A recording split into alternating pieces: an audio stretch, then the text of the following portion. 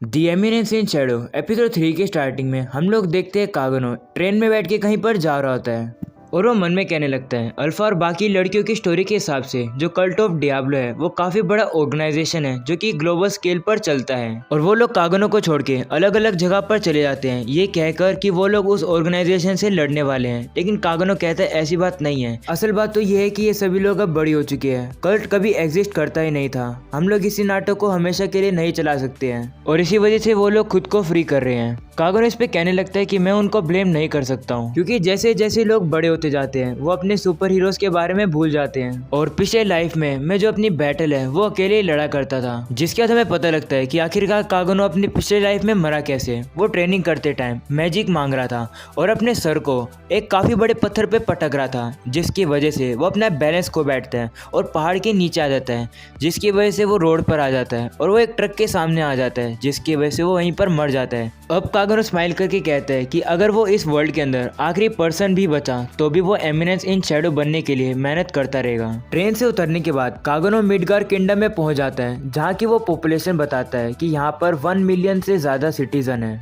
और अब जो कि कागनो 15 साल का हो चुका है वो मिडगार एकेडमी के अंदर एनरोल होएगा जिसमें उसकी बहन पहले से एनरोल थी ताकि वो डार्क नाइट बन सके। कागनो बताता है कि मिडगार एकेडमी एक काफी प्रेस्टिजियस इंस्टीट्यूशन है जिसके अंदर किंगडम के बाहर से और अंदर से दोनों जगह से स्टूडेंट आते हैं। ये एक मेडिवल स्टाइल सोसाइटी है और इसलिए कागनो बैकग्राउंड कैरेक्टर होने के बाद भी वो कैसे न कैसे मैनेज कर पाया इस इंस्टीट्यूशन में आने के लिए। लेकिन कागनो को ट्रीट एक बैकग्राउंड कैरेक्टर की तरह ही किया जा रहा है क्योंकि उसे एक काफी चीप अपार्टमेंट मिला है रहने के लिए। उसके बाद कागनो अपने अपार्टमेंट में निकलकर अपने दोस्तों के पास आ जाता है और वो लोग जाने लगते हैं। कागनो बताता है कि उसने अपने दोस्त भी बैकग्राउंड कैरेक्टर ही चूज किए हैं जिसका नाम स्केल और पू होता है। जिसके बाद वो लोग इंस्टीट्यूशन में जाने के लिए एक ट्रेन पकड़ते हैं लेकिन उसमें काफी भीड़ होती है। वहीं कागनो कहता है काश वो लोग हमें स्कूल के डोम में रहने दे जैसे वो लोग अपर क्लास के स्टूडेंट को रहने देते हैं, जिस पर उसका दोस्त कहता है ऐसा तो नहीं हो सकता है कि वो हम जैसे नोबल्स को हर हाईनेस और उसके काइंड के लोगों के साथ रहने दें।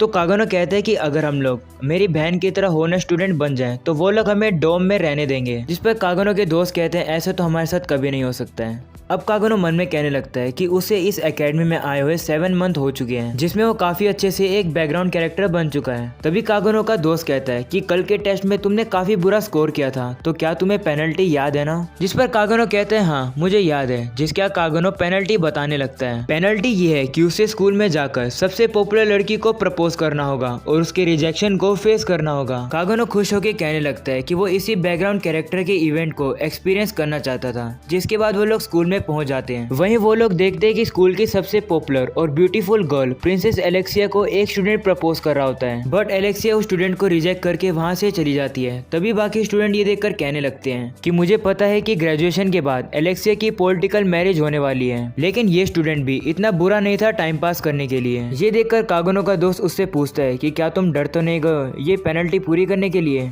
तो कागनो से कहते हैं तुम चिंता मत करो, मैंने कल की रात पूरी स्पेंड करी है ये देखने के लिए कि आखिरकार मैं करने कैसे वाला हूँ। अब अगले ही सीन में हम लोग देखते हैं कि कागनो प्रिंसेस एलेक्सिया के सामने खड़ा होकर काफी नर्वस होता है और वो काफी घबराए हुए उसे कहता है कि क्या तुम मेरी गर्लफ्रेंड बनोगी। वहीं कागनो मन में कहने लगते है परफेक्ट है, अब मुझे रिजेक्शन मिलेगा जो कि एक परफेक्ट एक्सपीरियंस हो जाएगा बैकग्राउंड कैरेक्टर के लिए जो कि मैं हमेशा से चाहता था। वहीं इसी का उल्टा हो जाता है, एलेक्सिया कागनो के हाथ को पकड़ के कहती है ठीक है मैं तुम्हारी गर्लफ्रेंड बनूंगी। वहीं कागनो काफी शौक लगता है। एलेक्सिया कहने लगती है कि मैं तुम जैसे पर्सन का काफी समय से वेट कर रही थी, हमारा रिलेशनशिप अब शुरू होता है। वहीं कागनो चिल्लाकर कहता है क्यों, आखिरकार वो एक रोम कॉम प्रोटैगनिस्ट के रूट पर कैसे चल पड़ा। अब अगले सीन में हम लोग देखते हैं कागनो अपने लिए कैंटीन में खाना लेकर जा रहा होता है और बाकी सभी स्टूडेंट उसकी तरफ काफी गुस्से में और जेलसी से देख रहे होते हैं और वो कहने लगते हैं कि ये तो काफी एवरेज स्टूडेंट हैं, तो आखिरकार ये प्रिंसेस एलेक्सिया को डेट कैसे कर रहे हैं। वहीं कागनो अपने दोस्तों के पास जाकर बैठता है और उनसे कहने लगता है कि क्या तुम्हें नहीं लगता कि ये वियर्ड है, जिस पर उसके दोस्त कहते हैं हाँ ये तो काफी बिजार है, बुरा मत मानना ये सुनने के बाद, लेकिन तुम्हारे अंदर ऐसी कोई भी खूबी नहीं है जो कि तुम्हें वर्दी बनाती है प्रिंसेस एलेक्सिया को डेट करने के लिए। जिस पर कागनो कहते हैं मुझे खुद गड़बड़ लग रही है क्योंकि हमारे बीच में तो काफी ज्यादा डिफरेंस है। जिस पर उसके दोस्त उसे कहते हैं क्या ही फर्क पड़ता है, अब तुम इतने लकी हो तो तुम थोड़ी अच्छी मेमोरी बना लो, अगर तुम चाहते हो तो मैं तुम्हारे साथ जगह चेंज कर सकता हूँ। तभी अचानक से वहाँ पर एलेक्सिया आ जाती है और उनसे कहती है कि क्या मैं तुम्हारे साथ बैठ सकती हूँ। कागनो के दोस्त काफ़ी घबरा जाते हैं और कहते हैं तुम बैठ सकती हो, जिस पर वो एलेक्सिया कागनो को धक्का मार के उसकी जगह पर बैठ जाती है और काफ़ी अच्छा खाना ऑर्डर करने लगती है। वहीं पर बाकी स्टूडेंट कहने लगते हैं कि आखिरकार एलेक्सिया लोअर नोबेलिटी वाले लोगों के साथ कैसे बैठ सकती है। वहीं पर कागनो कहता है कि अगर ऐसी बात है तो मैं अच्छा खाना खाऊंगा। इसके बाद वो काफ़ी बुरी तरीके से खाने लगता है, इस होप में कि एलेक्सिया उसको डंप कर देगी। बट ऐसा नहीं होता है, बल्कि वो हंस के कागनो से कहती है कि आज तुम आफ्टरनून में फिजिकल एजुकेशन में रॉयल बुशिंग फेंसिंग सीखने वाले हो ना, तो मैं सोच रही थी कि क्यों ना हम लोग क्लास एक साथ ही करें। तो कागनो कहते हैं मुझे नहीं लगता कि अच्छा आइडिया है, क्योंकि मैं सेक्शन 9 में हूँ, जो कि सबसे नीचे वाला सेक्शन है। तो एलेक्सिया कहती है चिंता मत करो, मैंने तुम्हारे बारे में बातें करके सेक्शन 1 में तुम्हारे लिए जगह खाली कर दी है। और अब कागनो सोचता है कि उसका ये वाला प्लान भी फेल हो चुका है, जिसके बाद कागनो रॉयल बुशिंग फेंसिंग की क्लास में आकर अपना इंट्रोडक्शन देता है। वहीं कागनो काफी इंप्रेस होता है ये देखकर कि सेक्शन 1 का एडवाइजर मिस्टर ज़ीनोन एक ऑफिशियल रॉयल फेंसिंग इंस्ट्रक्टर है, लेकिन बाकी सेक्शन में ऐसा नहीं है। ज़ीनोन कहने लगता है कि जो तुम बुशिन स्टाइल यहाँ सीख रहे हो वो ओरिजिनल स्टाइल है, जो कि ट्रेडिशनल बुशिन स्कूल से डिराइव्ड हुआ है। शुरुआत में ये स्टाइल सीखने के लिए हमें काफी परेशानी आई थी, लेकिन शुक्रिया डार्क नाइट प्रिंसेस आइरिस का, जो कि एलेक्सिया की बहन है, उसकी मदद से हम लोग इस ट्रेडिशन बुशिन को सीख पाए। दूसरे वर्ड में कहूँ तो अगर तुम्हारे पास स्ट्रेंथ होगा तो मैं इसको सक्सेसफुली सीख पाओगे। ऐसा बोलकर वो कागनो की तरफ देखकर कहता है कि तुम में कितना स्ट्रेंथ है। जिसके बाद सभी लोग अब बुशिन स्टाइल को सीखने लगते हैं, जहाँ पर कागनो एलेक्सिया के साथ लड़ रहा होता है और उसे एनालाइज कर रहा होता है और कहने लगता है कि एलेक्सिया के अटैक कभी भी लगते नहीं है और उसके मूवमेंट भी काफी स्लो हैं और वो ज्यादा मैजिक का भी यूज नहीं कर सकती है। स्टार्टिंग में मुझे लगा था कि वो बस अपने लेवल को मेरे लेवल के हिसाब से मैच कर रही है, बट ऐसा नहीं है। इस प्रैक्टिस का गोल ये है कि वो लोग स्ट्रोक्स और काउंटर स्ट्रोक्स के ऊपर रिव्यू कर सके। कागनो देख पा रहा होता है कि उसकी टेक्निक काफी ज्यादा अच्छी है, लेकिन कहीं पर उसके अटैक काफी ज्यादा नरम है और ये वर्ल्ड एलेक्सिया को उसकी बहन से कमजोर मानता है। कागनो बताता है कि एलेक्सिया की बहन इस किंगडम में सबसे ज्यादा पावरफुल डार्क नाइट है। कागनो कहता है कि एलेक्सिया की कमजोरी का प्रूफ ये है कि इसने अपनी स्किल को बेसिक से बढ़ाया है, एक टाइम पर एक स्टेप। तभी ज़ीनोन वहां पर आता है और कहता है कि आज के लिए इतना लेसन काफी है। वहीं एलेक्सिया कागनो का शुक्रिया करती है आज के मैच के लिए और उसे कहती है कि तुम्हारा फेंसिंग स्टाइल अच्छा है, लेकिन मुझे उससे नफरत है। मैं जब तुम्हें देखती हूँ तो ऐसे लगता है कि मैं खुद को देख रही हूँ। जिसके बाद एलेक्सिया ज़ीनोन के पास आ जाती है तो ज़ीनोन उसे कहता है कि क्या मैं ये मान लूं कि ये तुम्हारा आंसर है। तो एलेक्सिया उसे कहती है हाँ, मैंने डिसाइड कर लिया कि मैं उसकी गर्लफ्रेंड बनूंगी, तो तुम अब पीछे हट सकते हो। जिस पर ज़ीनोन कहता है कि तुम हमेशा के लिए मुझसे नहीं भाग सकती हो। वहीं कागनो इनके मैटर में नहीं पढ़ना चाहता था, इसलिए वो चुपचाप से वहां से चला जाता है। अगले सीन में हम लोग देखते हैं कागनो और एलेक्सिया एक साथ बैठे होते हैं, जहाँ पर कागनो से कहता है तो तुम ज़ीनोन के साथ अपनी एंगेजमेंट नहीं करना चाहती हो, इसलिए तुमने मेरे जैसे लो क्लास को अपना बॉयफ्रेंड बनाया है ना, तुम सिर्फ मेरा यूज कर रही हो। लेकिन माफ करना, मैं अपने ऊपर ज्यादा अटेंशन नहीं लाना चाहता हूँ, ना ही मैं तुम्हारी प्रॉब्लम के अंदर मिक्स होने में इंटरेस्ट रखता हूँ। तो एलेक्सिया कहती है तुम मेरे बॉयफ्रेंड हो तो इतनी कोल्ड बात कैसे कर सकती हो। जिस पर कागनो कहते हैं मैं सिर्फ तुम्हारा नाम का बॉयफ्रेंड हूँ। तो एलेक्सिया कहती है तुम तो मुझसे भी ज्यादा बुरे हो, क्योंकि तुमने अपना फेक लव मुझसे कन्फेस किया, क्योंकि तुम अपने दोस्तों के साथ एक बैट हार गए थे। मैंने तुम्हारे दोस्तों के साथ थोड़ी हल्की फुल्की बातें करी और उन्होंने सारा सच मुझे बता दिया। ये बिल्कुल भी अच्छा नहीं है एक इनोसेंट लड़की के दिल के साथ खेलना। अगर ये बात स्कूल के लड़कों को पता चल गई तो तुम्हारा पीसफुल डे कभी भी स्कूल में नहीं आएगा। ये सुनकर कागनो थोड़ा सा घबरा जाता है, लेकिन वहीं पर एलेक्सिया कहती है अगर तुम मुसीबत में नहीं पड़ना चाहते हो तो तुम मेरे बॉयफ्रेंड बनने की एक्टिंग करो, और जब ज़ीनोन मेरा पीछा छोड़ देगा तो तुम इस एक्टिंग को बंद कर सकते हो। जिस पर कागनो कहता है मुझे नहीं लगता कि वो तुम्हारा पीछा छोड़ेगा, क्योंकि कोई भी देखकर बता सकता है कि मैं तुम्हारी लीग से तो काफी दूर हूँ। जिस पर एलेक्सिया कहती है मुझे पता है, मुझे सिर्फ थोड़े टाइम की जरूरत है, बाकी सब कुछ मैं अपने आप से ही संभाल लूंगी। तो कागनो कहते हैं मुझे नहीं लगता कि एंडिंग अच्छी होने वाली है। तभी एलेक्सिया एक कॉइन को निकाल के कागनो के साइड में फेंक देती है।